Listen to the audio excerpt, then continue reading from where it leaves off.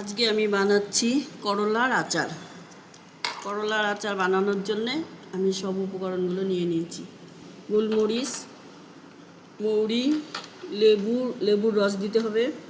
সব মশলা এগুলো ভেজে গুঁড়ো করে দিতে হবে। আর তার জন্যে জলের মধ্যে একটু লেবুর রস দিয়ে লবণ দিয়ে করলাগুলোকে ভিজিয়ে রাখতে হবে। এখন করলাগুলোকে চাকচাক করে কাটবো। একটু লেবুর রস দিয়ে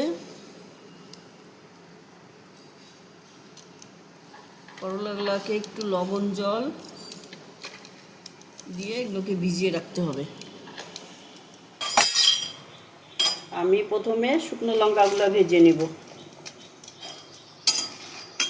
এক এক করে দিয়ে দিব এলাচ, দারচিনি, গোলমরিচ, দিয়ে দিব মৌরি।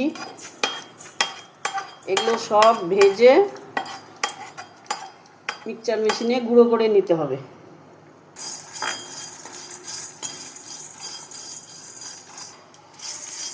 হয়ে গেল আমার একটু এগুলো ভাজা।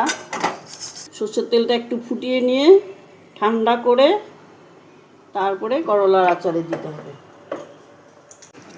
এই যে করলাগুলো এখন ভিজিয়ে রেখেছি, এগুলো এখন উঠিয়ে নিব এক এক করে।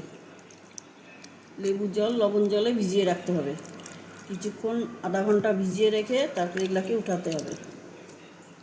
এদিকে আমি মশলাগুলো ভেজে রেখেছিলাম, এগুলো ঠান্ডা হয়ে গেছে। এগুলো এখন আমি মিক্সচার মেশিনে ফেটিয়ে নেব।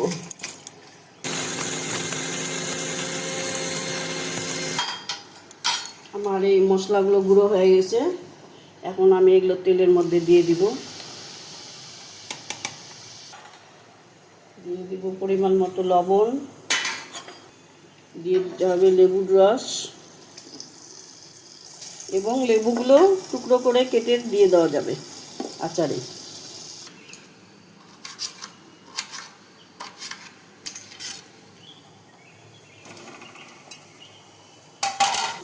এভাবে সব মিশ্রণ করে দিয়ে দিচ্ছি করলা।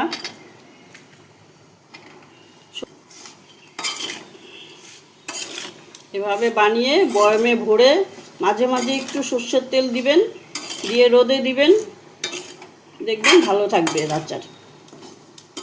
এভাবে তেল দিয়ে দিয়ে এটাকে মিশ্রণ করে একটা বয়ামে ভরতে হবে।